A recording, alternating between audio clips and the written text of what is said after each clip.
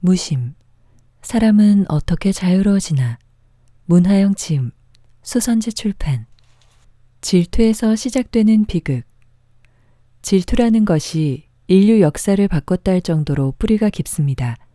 셰익스피어의 4대 비극을 보면 질투로 인해서 모든 비극이 시작되었다는 것을 아실 겁니다. 누가 남들로부터 사랑받고 자라면 질투할 것이 아니라 나는 사랑받을 것이 없는가를 찾아내어 자기도 사랑받도록 하십시오. 그것이 아름다운 모습입니다. 그 사람이 사랑받을 이유가 틀림없이 있습니다. 그럼에도 불구하고 깎아내리고 시기하는 건 아름답지 못한 모습입니다. 라이벌. 뭐든 잘하는 사람들은 라이벌이 있습니다. 정치하는 사람들도 의도적으로 라이벌을 키웁니다. 자기가 크려면 상대가 커야 됩니다. 같이 크는 겁니다. 자기만 독주하면 어느 시점에서 더 이상 크지를 못합니다. 그게 한계입니다. 일을 잘하는 사람이 있으면 꺾으려 하지 마시고 오히려 키워주십시오. 더 잘할 수 있도록 해주면 자기도 더 큽니다. 누가 두각을 나타내고 설친다고 못마땅하게 여기지 마시고 더 잘할 수 있게 해주십시오. 그 힘으로 자기도 더 커지는 겁니다. 앞서가는 사람들을 보면 사실은 불균형을 가진 사람이 많습니다. 오행을 고루 가지고 있으면 그냥 정체되기 쉽지 원동력이 되지는 않습니다. 불균형하고 치우치는 기운으로 뚫고 가는 겁니다. 처음부터 다 갖추고 갈 수는 없습니다. 어느 지점에 갈 때까지는 그런 힘이 에너지가 되죠. 할 만큼 하다가 나중에 고루 원만해지면 되는 것입니다. 그런 의미에서 앞서서 가는 분을 잡아 끌지 말고 밀어주십시오. 단점은 눈 감아 주시고요. 언젠가는 다듬어져야 될 부분이지만 앞서가는 분들이 필요합니다. 그분들을 앞장 세워서 뒤에서 밀어주고 그 힘으로 다 같이 가도록 하십시오. 제일 불쌍한 것은 아무 의욕이 없는 것입니다. 불감증이라고 할까요? 미워하는 건 사실 열정이 있고 에너지가 나와서 그러는 것입니다. 에너지가 부족하면 미워하지도 못하죠. 미워하고 표현하는 게 살아있다는 겁니다. 자존심 건드리기. 사람들 사이에서 마찰이 빚어지는 이유는 사소한 것들이죠. 대개 감정을 건드려서 그렇습니다. 사람들이 남의 약점이나 자존심을 건드려야 직성이 풀립니다. 그것이 사실 본인의 약점이자 감추고 싶은 열등의식이기 때문입니다. 능력이나 노력면에서 자신 있는 사람들은 굳이 드러내려고 하지 않을 뿐더러 누가 자기를 건드려도 아무렇지도 않습니다. 그러나 본인이 갖추지 못한 상태에서는 조금만 건드려도 발끈하고 상처받습니다. 자신의 부족한 면을 갖추면 되는 일입니다. 인간사의 기본은 용서입니다. 용서할 줄 알면 인간관계에 얽히고 설키는 일이 없습니다. 용서하지 못해서 서로 얽히고 휘말리는 것입니다. 명상으로 맑아지면 그런 일이 없습니다. 탁한 상태에서는 뭔가에 휘말리게 되고 그런 상태에서는 정상적인 생각을 못합니다. 정신을 똑바로 안 차리면 여기저기 휘말리게 되죠. 한마디 툭. 나와 생각이 다른 사람이 있을 때 그 사람 생각을 바꿔보겠다고 장기간 앉아서 설전을 벌일 필요가 없습니다. 누구를 180도 바꿔놓겠다고 생각하는 것도 욕심이죠. 자기 의사가 어떻다는 것을 분명하게 알려줘야 할 필요는 있지만 그럴 때도 힘들이지 않고 그냥 한두 마디로 해줄 수가 있어야 합니다. 가볍게 한마디 툭 던졌는데 뒤돌아가면서 하고 생각하게 할 수 있으면 좋은 것입니다. 생각이 있는 사람이라면 다시 한번 돌이켜봅니다. 그렇게 한 번씩 툭툭 건드려 보다가 상대방이 들을만 하면 이야기를 하는 것입니다. 들을만 하지도 않은데 왜 에너지를 낭비합니까? 여유를 가지십시오. 큰 원칙에서만 벗어나지 않으면 되는 겁니다. 가는 방향이 다르다는 믿음만 있으면 자질구레한 것은 던질 수 있어야 합니다. 일이 항상 긍정적인 쪽으로만 가는 것은 아닙니다. 구성원들이 다 각각이므로 그 사람들이 수준껏 가고자 하는 옳은 방향으로 가고 있으면 되는 겁니다. 받아들이지 못하는 이유. 다른 사람의 의견을 받아들이지 못하는 이유는 두 가지로 볼 수 있습니다. 상대방의 주장이 정말 옳지 않다고 여기기 때문에 반대하는 경우, 또 하나는 상대방이 옳다는 생각은 들지만 말하는 방법이라든지 상대방의 성격이나 인격적인 면이 싫어서 안 받아들이는 경우가 있습니다. 그 두 가지를 구분하셔야 합니다. 무심이란 생각도 하지 않는다는 것이 아닙니다. 판단은 정확하게 하되 거기에 감정이 들어가 있지 않다는 얘기입니다. 말하는 내용만 가지고 얘기를 해야지 그 사람의 말하는 태도나 매너까지 내가 참견하고 신경 쓸 문제는 아닙니다. 틀린 생각만 지적을 해주고 거기에 대한 내 의견을 얘기해주면 됩니다. 아무리 상대방이 비인간적인 방법으로 전달한다 할지라도 보지 않으면 됩니다. 그게 바로 무심입니다. 그렇게 되면 기분 나쁠 이유가 없습니다. 섞어서 받아들이기 때문에 감정이 개입돼서 충돌이 나오는 것이죠.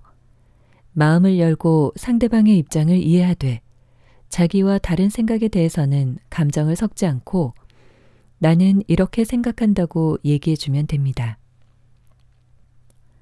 감정적인 일 처리. 일만 하면 그렇게 지치지 않습니다. 일은 몇 시간 집중해서 하면 되는 것인데 회사 다니는 것이 지치고 피곤한 이유는 거의 다 인간관계 때문입니다. 상대방의 못마땅한 점을 계속 신경 쓰면서 일을 하기 때문에 힘이 드는 거죠. 그런 것은 보지 않도록 하십시오. 그 사람의 문제입니다. 그렇게 태어났고 환경이 그 사람으로 하여금 그런 성격을 가지게 했기 때문에 그런 태도를 보이는 겁니다. 내가 신경 쓸 문제가 아닙니다. 내가 신경 쓸 문제는 바로 나와 견해 차이가 있는 부분이죠. 내 생각이 옳다면 상대방의 틀린 점을 지적해주고 토론을 통해서 설득시키면 되는 것입니다. 거기서 감정적인 면은 빼야 됩니다. 그렇게 하면 일 자체로는 전혀 피곤해지지 않습니다. 우리나라 사람들이 특히 그렇습니다. 외국 사람들은 격렬하게 논쟁하다가도 회의가 끝나면 금방 툭툭 털어버리고 악수하는데 우리나라 사람들은 회의 중에 한 번 싸우면 평생 갑니다. 원한이 남아서 아예 등을 지게 되기도 하죠. 왜 그럴까요? 우리나라 사람들의 민족성이 상당히 감정적이기 때문입니다. 토론할 때는 격렬하게 논쟁하더라도 뒤돌아서면 끝나야 됩니다. 왜 그 사람의 태도까지 다 마음에 잡아두십니까? 그러지 마십시오. 남의 일에 상관 말기. 혼자 있을 때는 편안해하고 일 처리도 잘하는데 남과 함께 일할 때는 스트레스를 많이 받는 분이 있습니다. 그런 분들은 혼자 할 수 있는 일을 주로 하는 것이 좋습니다. 반드시 다른 사람과 어울려서 일을 해야 한다면 불필요한 것들은 보지 않도록 해야 합니다. 타고난 성격 자체가 너무 섬세해서 안 봐도 될 부분까지 전부 접수가 돼서 위축되고 스트레스를 받습니다. 극복하는 방법은 뭐가 있을까요? 네, 바로 명상을 하시거나 혼자 있는 시간을 많이 가지십시오. 할 일만 하고 돌아서서 다른 건 신경 쓰지 마시고요. 내 소관이 아닌 일까지 신경 쓰고 못마땅해 할 필요가 없습니다. 그럴 때는 심호흡을 10번쯤 해보십시오. 옆에서 전봇대로 일을 쑤시든 말든 상관하지 말아야 됩니다. 자꾸 남의 일에 참견하고 고쳐주려고 하는데 그건 내 일이 아닙니다. 옆 사람이 아무리 이상하다 하더라도 그건 그 사람 일입니다. 내 일과 남의 일을 잘 구분해서 칼같이 거절할 수 있어야 되고 내 일이 아닌 것은 순간적으로 보지 않을 수 있어야 됩니다. 내가 먼저 꿰어드리죠. 옛날 직장에서 상관이 어느 날 그러더군요. 여성 개발원이 누구 코를 꿰면 잘 돌아갈지 생각해 봤더니 제 코를 꿰면 돌아가겠더랍니다. 그런데 꿰기가 좀 어렵겠다는 생각이 들었답니다. 제가 그 말을 듣는 순간에 아, 그럼 제가 코를 꿰어드리죠. 그랬습니다. 왜냐? 그 사람이 솔직하게 얘기를 하고 있고 잘 하려고 애쓰고 있으니까요. 그렇게 한번 코를 꿰어주는 것도 멋지지 않습니까? 어디 내 코를 꿰나 두고 보자 하는 것보다 마음에 안 들더라도 상대방을 약자라고 생각하고 내가 먼저 아, 그럼 꿰어드리죠. 할 수 있어야 되는 겁니다. 제가 뭐 그분이 개인적으로 좋아서 그랬나요? 대의를 위해서 그랬죠. 그럴 줄도 아셔야 됩니다. 괜히 고집 부릴 필요가 없습니다. 그렇게 좀 비켜주십시오. 우주. 한국 사회에서는 일을 추진하는 데 있어서 인간관계가 굉장히 중요합니다.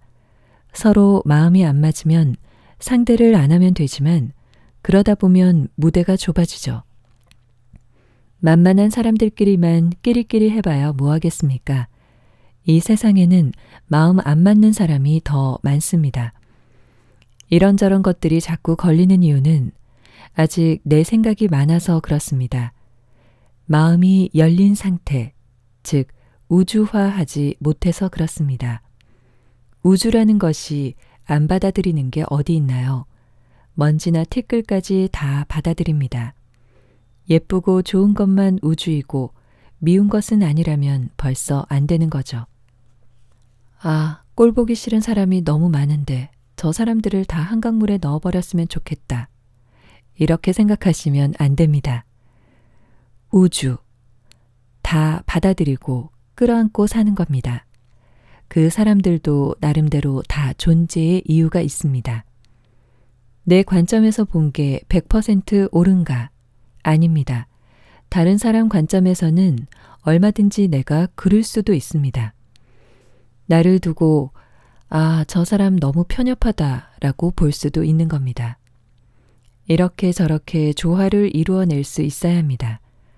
사회생활을 하다 보면 도저히 상종 못하겠다는 사람들도 많습니다. 그럼에도 불구하고 그런 사람들을 다 상대할 수 있어야 됩니다.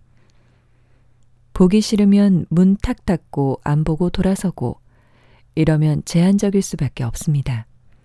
그냥 거기 자기 무대에서 머물다가 갑니다.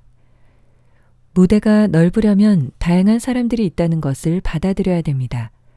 즉, 큰 그릇이 되어야 하죠. 장수들이 마음에 드는 사람들하고만 상대하다 보면 오히려 측근에 의해서 당합니다. 먼저 자기 눈밖에 나는 사람들하고 화합을 해야 됩니다. 구멍가게 사장에서 아무리 잘났다고 그래봐야 큰 무대에 나오면 적응을 못합니다. 크게 보고 무대를 넓게 하십시오. 먼저 손을 내밀어야. 일이 꼬여있고 어렵겠다고 생각되더라도 본인의 마음가짐에 따라 풀립니다. 인간관계를 풀면서 가야 됩니다. 수동적으로 하지 마시고 먼저 악수를 청하고 푸십시오. 확 바뀌어서 자기도 놀라고 주변 사람도 놀라게 해보십시오. 할 수 있습니다. 사람은 시야가 바뀌면 보는 차원이 달라집니다. 단점만 크게 보이다가 아, 저 사람은 내가 갖지 못한 면을 갖고 있구나. 좀 배우고 싶다. 그런 점을 높이 사서 좀 활용하고 싶다. 이렇게 됩니다. 시야가 180도 바뀐다고 할까요? 사실 반골 기질이 있다는 것은 좋은 것입니다. 눈이 시퍼렇게 살아있다는 거죠. 그것이 긍정적으로만 될 수 있다면 모두 자기 편으로 만들어서 사람들이 가진 다른 면들을 활용할 수 있습니다. 맨날 마음 맞는 사람하고만 어울려 다니면 뭐합니까? 배울 것이 이미 다 드러나 있고 취할 것은 다 취했습니다. 그 한계를 압니다. 그러면 이제 다른 사람들 다 포용하면서 어울려야죠. 비슷한 경험들이 있을 겁니다. 자기만 손해보는 것 같고 뭐가 걸리면 상대방의 문제라고 생각하는데 사실은 자기한테 문제가 있는 것입니다. 왜 이런 사람 저런 사람이 있다는 것을 수용하지 못합니까? 어떻게 자기 같은 사람만 있기를 바랍니까? 멤버십과 리더십. 마음에 안 드는 일이 있다면 반대 세력을 형성하는 사람들이 있습니다. 그러지 마십시오. 보이지 않게 내가 할 수 있는 부분에서 긍정적으로 기여하면 됩니다. 그러면 단체가 좋은 쪽으로 흘러갑니다. 다 우두머리 노릇만 해야 되는 게 아닙니다. 그림자도 필요합니다. 그림자 노릇도 못하는 사람이 어떻게 우두머리를 하겠습니까? 만일 그런 사람들을 리더로 세우면 또 얼마나 독주하겠습니까? 내가 하면 잘할 것 같지만 멤버십을 발휘하지 못하는 사람은 절대 리더가 될 수 없습니다. 먼저 자기 자리에서 할 바를 해야 지도자가 되는 겁니다. 자기 자리도 못 찾는 사람이 어떻게 지도자를 하겠습니까? 유능한 사람. 사회에서 원하는 사람은 대개 세 가지로 볼 수 있습니다. 능력과 노력, 그리고 대인관계입니다. 능력이 있는데 노력도 하고 거기다가 대인관계도 좋으면 두말할 것도 없이 유능한 사람이죠. 능력은 있는데 대인관계가 원만치 못하면 중간이고 능력도 없는데 대인관계도 없고 노력도 하지 않는다면 더 이상 볼 게 없는 사람들입니다. 고루 갖추도록 노력을 하셔야 합니다. 능력은 있는데 대인관계가 뾰족해서 아무도 좋아하는 사람이 없는 상태여도 안 되고 능력은 없는데 인간관계만 좋아서도 안 되고 능력은 있는데 더 이상 노력을 안 하는 상태여도 안 됩니다. 하지만 예술하는 사람은 조금 다릅니다. 재능이 있는가, 그런데 노력은 하는가, 두 가지만 봅니다. 대인관계는 안 따지죠. 대개 재능이 있으면 노력을 하거나 노력은 하는데 재능이 없습니다. 그 두 가지를 겸비하면 틀림없이 두각을 나타내죠. 예술계 이외의 다른 모든 조직이나 단체에서는 세 가지를 다 구비해야 합니다. 그것이 전인입니다. 자신이 갖추지 못한 면을 갖춰주십시오. 어디서나 환영받는 사람이 되어야지 저 사람은 좀 없었으면 좋겠다는 사람이 되어서는 안 되겠죠. 반드시 있어야 되는 사람. 그것이 안 된다면 차라리 조용하게 있는 듯 없는 듯한 사람이라도 되어야죠. 사람에게 기대하지 마라. 다른 사람에게 너무 여러 가지를 기대하지 마십시오. 한두 가지만 훌륭하면 되는 겁니다. 가족이나 주변 분들에게도 너무 많은 것을 기대하지 마십시오. 그런 것도 스트레스를 줄일 수 있는 방법입니다.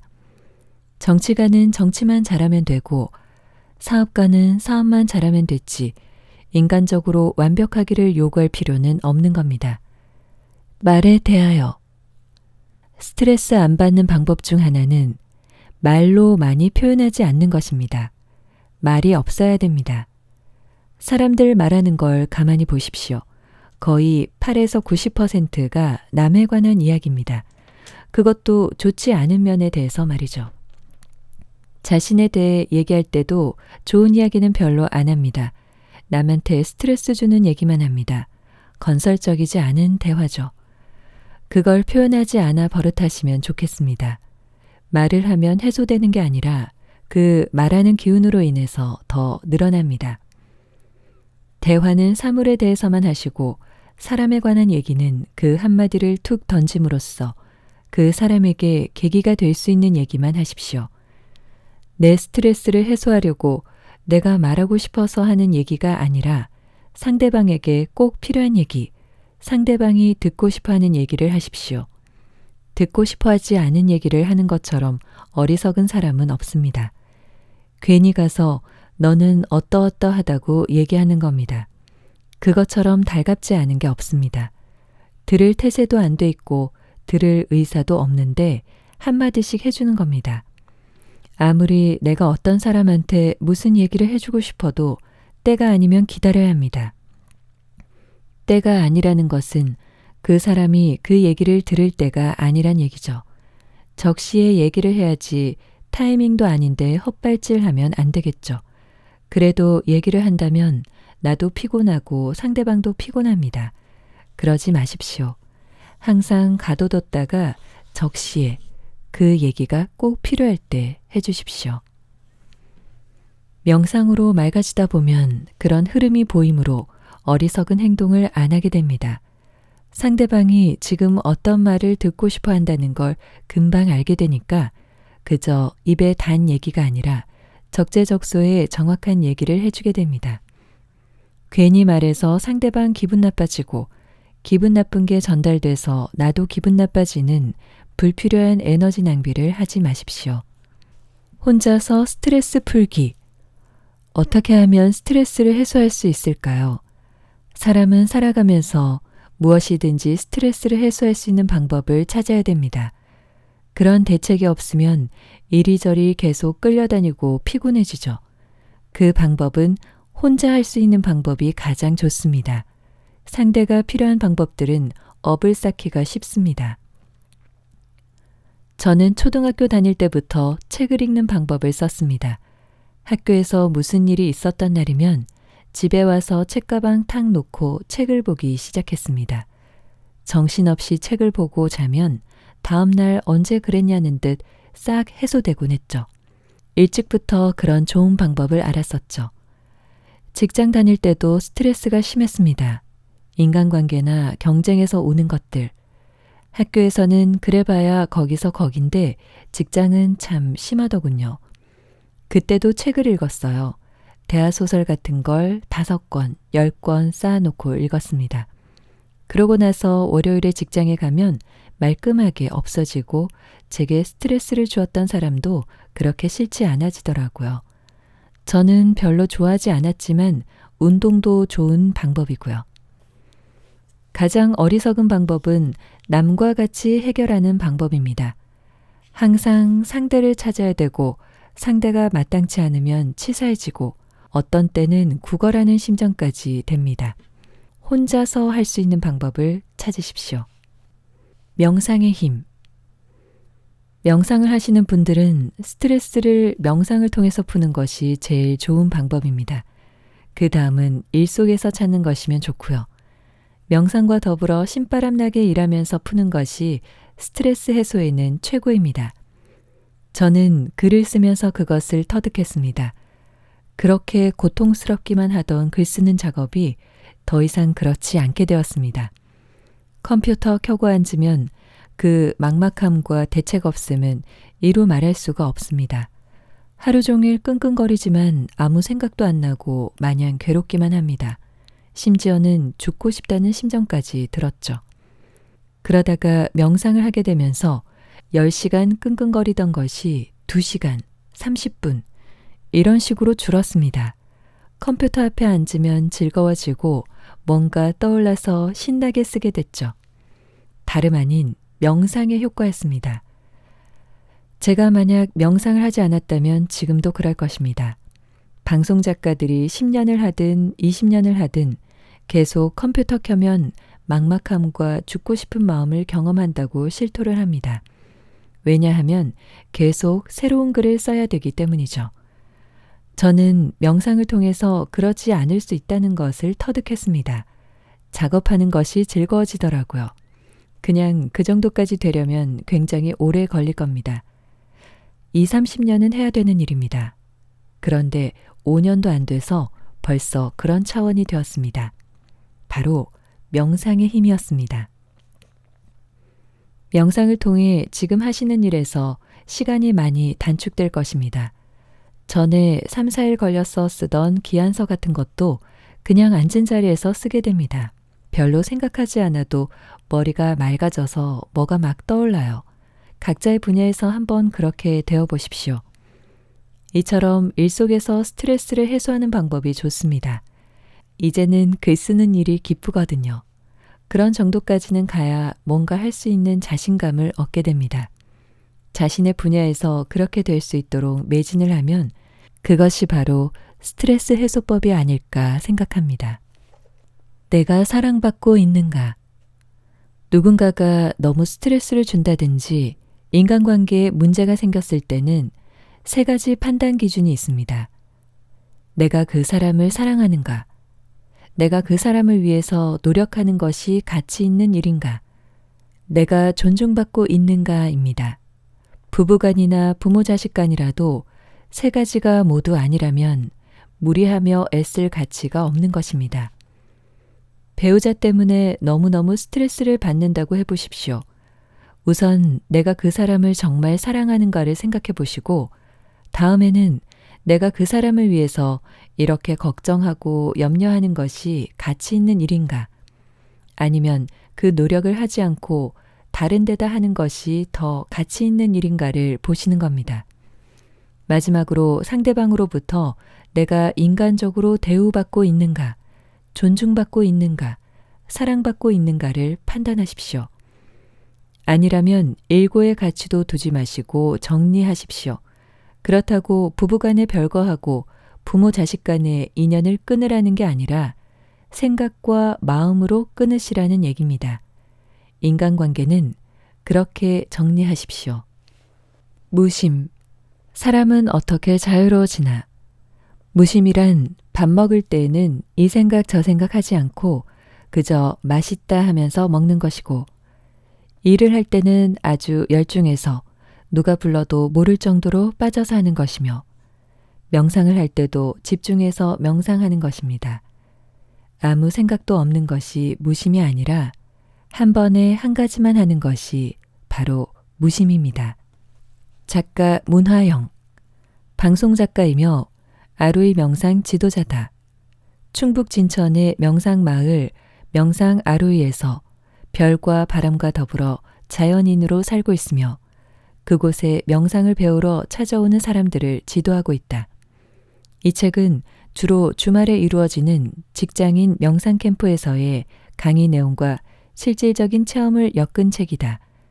일찍이 대한민국 국회와 대한적십자사에서 근무했고 한국여성개발원 창립 멤버이자 국제협력 책임연구원으로 활약하며 성공적인 커리어우먼의 길을 걸었으나 우연히 시작한 호흡과 명상 속에서 사회적 명성과 비교되지 않는 영혼의 가치를 발견하여 그동안 쌓아온 모든 것을 버리고 명상으로 정진했다. 한편 문학을 또 하나의 동반자로 선택하여 희곡 작가로 등단하였으며 KBS 라디오, KBS 무대를 통해 방송 작가로 데뷔하여 다큐멘터리 홍범도, 한국 외교 비사를 집필하는 등 A급 라디오 드라마 작가로 활약하였다. 가볍게 책 읽기였습니다. 고맙습니다.